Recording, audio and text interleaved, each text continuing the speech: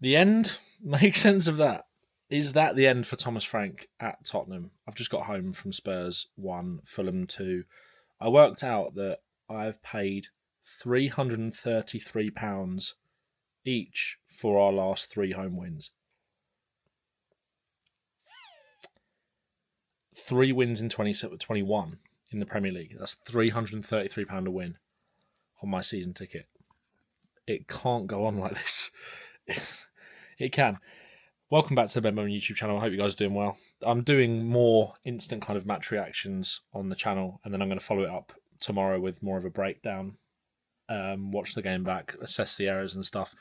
This is just how I'm feeling after watching the game, making the journey home and decompressing. I was very angry at full time. I said that Frank needs to go, and I still stand by that. I've calmed down a bit, but that was my instant reaction. And I did say, kind of going into the PSG game actually, that Fulham was bigger and it was going to be a bigger tester for me to see if I could trust him kind of moving forward, because these games have been his kryptonite. And I think once again tonight he kind of showed why. Look, there was obviously individual errors that played their part tonight that are not on Thomas Frank. Vicario, I mean, what is he doing? What is he doing? What is he doing for that second goal? It's like, when manage the game. These are the sorts of things I thought Frank would kind of be instilling in these players, about being more calm in those situations and managing the game better as a kind of a pragmatic manager. But you can't have the manager hold the players' hands too much in those situations, right? Kick it out. We've just conceded a goal. We've gone 1-0 down, conceding another goal from outside the box. I counted it. And Kish did a really good video on this in the week, talking about how it's a systemic issue that we keep conceding goals from the edge of the box. Because Frank is so obsessed with overloading both boxes, and he doesn't really value shots from outside the box. I've seen Frank do multiple videos now with James Alcott for Sky and stuff, where he talks about the fact that he doesn't really like his players shooting from outside the box, and it feels like his attitude towards that translates into him defending his own box as well. He doesn't really value those as massive opportunities. So as long as we've got a lot of men behind the ball in the box defending our own territory, then he's fine with that. Even though you're dealing with, in Eze, in Vitinha, one of the best midfielders in the world in Vitinha, and someone like Eze, who is absolutely cash money when you give him space to shoot on the edge of the box. He's not been that great for Arsenal, right, up until that point on Sunday. And it's no surprise that as soon as you kind of give him space, he punishes you. And tonight, again, the same thing happened. Falls to Kenny Tete on the end of the box, deflected shot, because we've got so many men kind of defending our own box. That's one thing that can happen as well. Takes a deflection and then the keeper's in trouble, right? And that's now Brighton, where we've conceded a goal from outside the box, where we were too slow to kind of close down. Vicario probably should have saved it as well. Aston Villa 2, ones where we were too probably slow to close down. One of them that you can maybe look at the keeper, the first one from Morgan Rogers. PSG twice. PSG in the Super Cup as well. Arsenal 3 times. 1 tonight. It's becoming almost as much of a blind spot for Frank as set pieces were for Ange. It feels a bit like that, but it won't get as much kind of coverage because set pieces are, just a basic fundamental of the game. Whereas like sometimes you can concede a goal from outside the box and it be a worldie and people almost like ignore the part that you played in it defensively, if that makes sense. But the issues for me started before that. I said in the preview that I thought he'd go with 4-2-2 again. And he did. I thought Xavi Simons would play. I thought Michael Dawson, I've just watched it on the train home. His comments were spot on about Xavi Simons needing rhythm, needing game time, needing to build confidence, needing consistent minutes. Okay, he's not been amazing and didn't have much of an impact on the game when he came on tonight, other than a few bright moments. I thought him, Odoggy and Odebear, you could kind of see the patterns there straight away, even though nothing really came from it. It was like, okay, it looks like a structure that is more capable of creating enough chances to break a team down potentially if you start with that. And we looked better after the substitute. We looked better with the substitutions. We had our best period of the game just before the subs, but I still think if there was maybe more time in the game, we do go on and potentially get something with those players on the pitch. If we'd have started like that, then this is what I mean about Frank not putting his best foot forward. And I really like Thomas Frank. I really like the appointment. and I was big on the appointment, and it felt like he was the right guy that we needed in terms of having a balance, right? Someone that could scale up attacking players, someone that managed games well, someone that was pragmatic. We felt like he was the sort of antidote we needed after, what was a frantic reign under Ange Postecoglou. But one thing you can say about Ange that you can't say about Frank is that Ange had a summer, established a philosophy and a style of play in the players. He knew what his best team was basically from the jump. We obviously had that early momentum, and we played every game at home like we were the best team in the world and went to dominate to win. And look, I was one of the ones that said I think Ange should probably be sacked.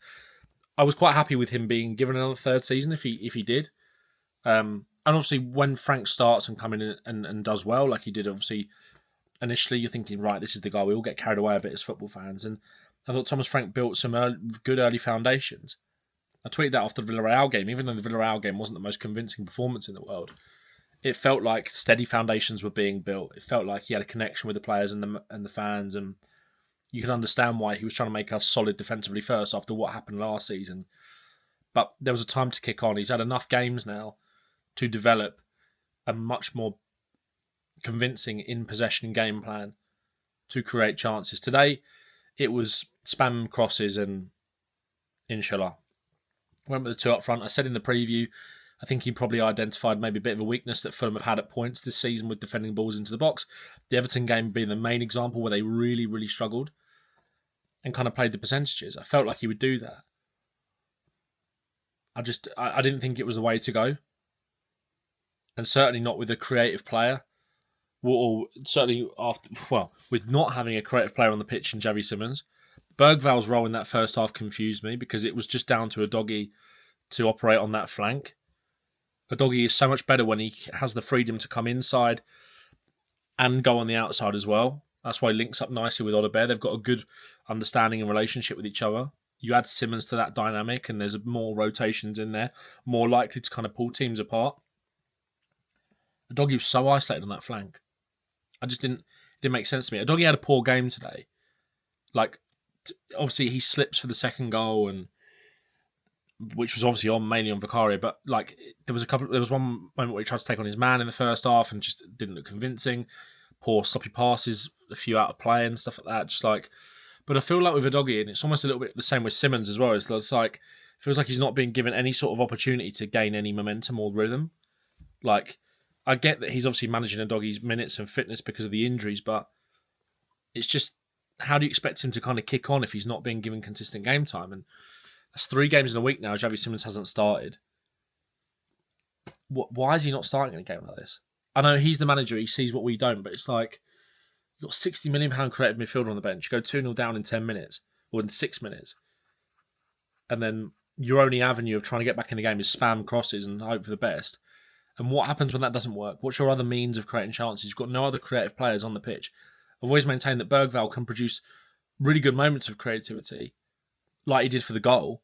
A brilliant pass, an amazing finish from Kudus, who tried relentlessly today. It wasn't amazing, but he looked like a player that wanted to get us back in the game. So did Bergval.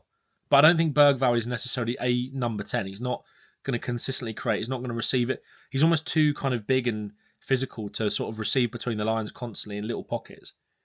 It's better when he has space, and he's better when he's kind of got the whole pitch almost in front of him. That's why I like him more as a box-to-box. That you know when he's in deeper positions, like for the goal, he can produce a moment like that, where it's an unbelievable pass to Kudus. But there was no one there was no one on that pitch that was going to create anything. I thought Richarlison and Kolo Muani played quite well. I thought they both worked hard, offered something. Richarlison not great, Kolo Muani better, and obviously had that back heel. You can see it with him. There's something there with him. I thought Richarlison grafted. And I thought Porro had a shocking game. Really shocking. He's been poor for a while now. I thought he started the season well. But Paulinho as well, I thought was really poor tonight. Gray, despite what was an amazing performance in the week, just the game passed him by a little bit. I think he's maybe better alongside someone like a Bentancur, even though I thought Bentancur was poor when he came on, but obviously they didn't play together. It's just, I think Frank is... Maybe I jumped the gun a little bit by saying that he has to go tonight, but I just don't see him turning this around. I don't trust him. I don't. he kind of gave the fans what we wanted to see in terms of trusting Graham Bergvall tonight. But he still hasn't delivered, bearing in mind the time that he's had to do this, a competent, in-possession game plan where we consistently take the game to teams at home rather than just kind of playing the percentages and setting up almost solely obsessing around the weaknesses of the opposition and how we can get at them, which there has to obviously be that as part of football management. You have to identify areas that you can exploit. It's part of the game. But we've got to start turning up in these games like we are the better team. We've got the players to do that. The squad isn't amazing, but it's better than Frank is making it look, in my opinion. I do believe that. And people might disagree with that, and that's fine. We all have kind of different perceptions and views on players and how we rate them and stuff like that. Like, I don't think this squad is amazing, but I do think it's better than it looks. Frank had one of the... It wasn't a perfect window, but we brought in 4 starting quality players in the summer in Paulinho, Simmons, Kudus, and Colin. Now, I don't think Paulinho should be starting every game, but he was a player that Frank wanted. That's it's not Arsenal going and spending £100 million on Declan Rice, but it's a level of backing that leaves him with little room for excuses in terms of not having the players that he wants. That's a good summer. We didn't fill every area of the squad, but it's a good summer, and it's just like it's as bad as Nuno. It's maybe worse because I actually really expected a lot more from. I expected nothing from Nuno. I almost felt sorry for him when he walked through the door because he was so clearly at the bottom of the list. And he kind of, again, won us all over at the start. You know, I'm going to make you proud. He beat City and all that kind of stuff. He had the Kane saga to deal with. It was a hell of a lot. Like, I don't hold anything against Nuno whatsoever. And if Frank gets sacked, I won't hold anything against him either. But he had a whole summer, a whole pre-season.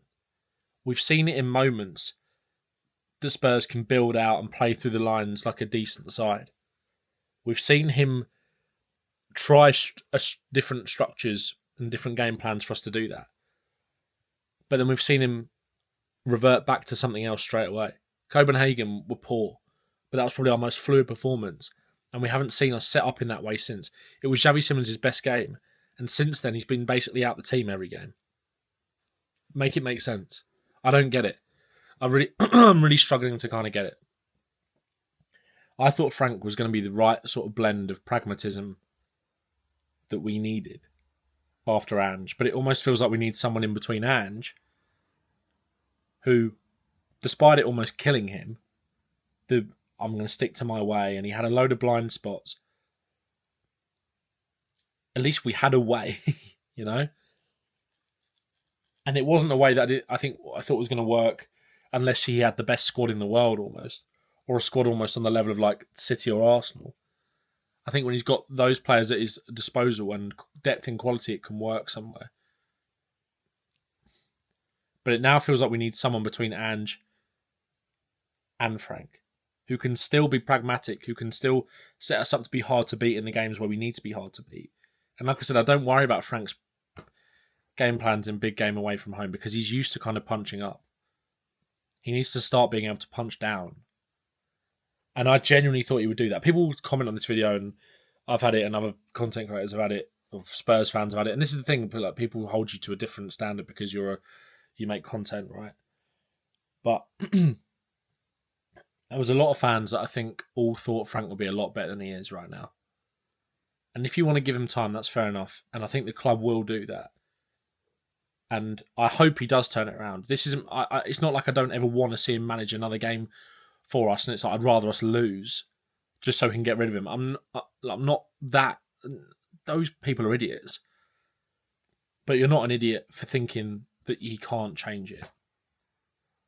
Because I don't. I think he's almost a bit out of his depth.